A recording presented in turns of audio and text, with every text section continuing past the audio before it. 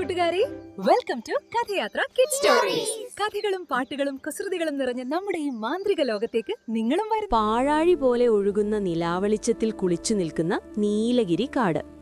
വന്യമൃഗങ്ങളെല്ലാം സുഖനിദ്രയിലാണ്. പെട്ടെന്ന് ആകാശം പിളക്കുന്നൊരു മുഴക്കം കേട്ടു. നക്ഷത്രങ്ങൾക്കിടയിൽ നിന്ന് ഒരു തീഗോളം കണക്കെ വിചിത്രമായൊരു പേടകം കാടിന്റെ ഹൃദയഭാഗത്തേക്ക് കുതിച്ചിറങ്ങി. ഭൂമി കുലുങ്ങി, മരങ്ങൾ വേരോടെ പിഴുതെറിയപ്പെട്ടു. പുകപടലങ്ങൾക്കിടയിൽ നിന്ന് ആ ലോഹപേടകത്തിന്റെ വാതിൽ തുറന്നു. പുറത്തു വന്നത് ഭയാനകമായ രൂപമുള്ള ഒരു അന്യഗ്രഹ ജീവിയായിരുന്നു. അവന്റെ ശരീരം തിളങ്ങുന്ന കറുത്ത ലോഹ കവചങ്ങളാൽ മൂടിയിരുന്നു. കയ്യിൽ നീല വെളിച്ചം ചീറ്റുന്ന വിചിത്രമായൊരു പ്ലാസ്മ തോക്ക്. അവൻ കാടിന്റെ മണ്ണിലേക്ക് കാലെടുത്തു വെച്ചതും ചുറ്റുമുള്ള പച്ചപ്പ് കരിഞ്ഞുണങ്ങാൻ തുടങ്ങി. പേടിച്ചിരണ്ട മൃഗങ്ങളെല്ലാം കാടിന്റെ അധിപനായ കേസരിയുടെ ഗുഹയിലേക്ക് പാഞ്ഞെടുത്തു. രാജാവേ, ആകാശത്തു നിന്നൊരു അന്തകൻ വന്നിരിക്കുന്നു. അവന്റെ വെളിച്ചമേൽക്കുമ്പോൾ മരങ്ങൾ ചാരമാകുന്നു, മൃഗങ്ങൾ ബോധരഹിതരാകുന്നു എന്ന് കാട്ടുപോത്തായ ഭീമൻ വിറയലോടെ പറഞ്ഞു. ഗുഹയ്ക്കുള്ളിൽ നിന്നൊരു ഗർജന മുഴങ്ങി. അത് കേട്ടതും കാട് നിശബ്ദമായി. കേസരി പുറത്തേക്ക് വന്നു. അവന്റെ സടകൾ കാറ്റിൽ പറന്നു. കണ്ണുകളിൽ അഗ്നി തിളങ്ങി.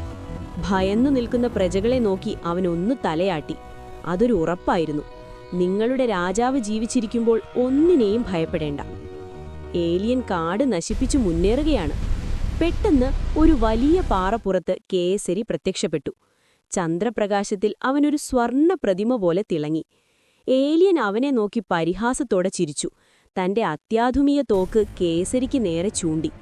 ഒരു നിമിഷം പോലും കളയാതെ കേസരി ഒരു കൂറ്റൻ ഗർജന നടത്തി. ആ ശബ്ദതരംഗത്തിൽ ഏലിയൻ ഒന്ന് പിന്നോട്ടാഞ്ഞുപോയി. ഏലിയൻ തന്റെ തോക്കിൽ നിന്ന് നീല പ്ലാസ്മ കിരണങ്ങൾ വർഷിച്ചു. കേസരി ഒരു മിന്നൽ പിണരുപോലെ വായുവിൽ ഉയർന്നു ചാടി അത് ഒഴിഞ്ഞു മാറി.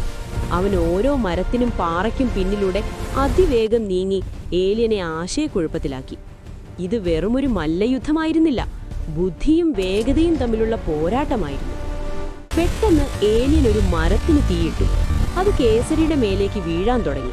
മൃഗങ്ങൾ ശ്വാസം അടക്കിപ്പിടിച്ചു നിന്നു. എന്നാൽ കേസരി ഒട്ടും പതറിയില്ല. വീഴാൻ പോയ മരത്തടിയിൽ ഒന്ന് ചവിട്ടി അവൻ വായുവിൽ ഒരു വട്ടം കൂടി കറങ്ങി ഏലിയന്റെ നേരെ കുതിച്ചു.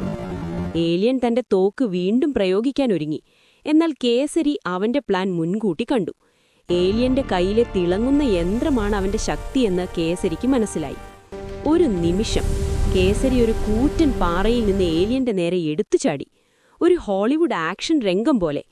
ഏലിയൻ തടയാൻ ശ്രമിച്ചെങ്കിലും കേസരിയുടെ കൂർത്ത നഖങ്ങൾ അവന്റെ കയ്യിലെ യന്ത്രത്തിൽ ആഴ്ന്നിറങ്ങി. ഒരു വലിയ സ്ഫോടനത്തോടെ ആ യന്ത്രം തകർന്നു തരിപ്പണമായി. നീല വെളിച്ചമണഞ്ഞു. ശക്തി നഷ്ടപ്പെട്ട ഏലിയൻ ആകെ പേടിച്ചുപോയി. ഈ ഭൂമിയിലെ ഒരു മൃഗത്തിന് ഇത്രയും ശക്തിയും ബുദ്ധിയും ഉണ്ടാകുമെന്ന് അവൻ സ്വപ്നത്തിൽ പോലും കരുതിയില്ല. അവൻ ജീവനും കൊണ്ട് തന്റെ പേടകത്തിലേക്ക് ഓടിക്കയറി. പേടകം അതിവേഗത്തിൽ ആകാശത്തേക്ക് പറന്നുയർന്നു. കാട് വീണ്ടും ശാന്തമായി. മൃഗങ്ങളെല്ലാം കേസരിയുടെ ചുറ്റും കൂടി സന്തോഷത്തോടെ ആർപ്പു വിളിച്ചു. കേസരി രാജാവ് വീണ്ടും കാടിന്റെ രക്ഷകനായി.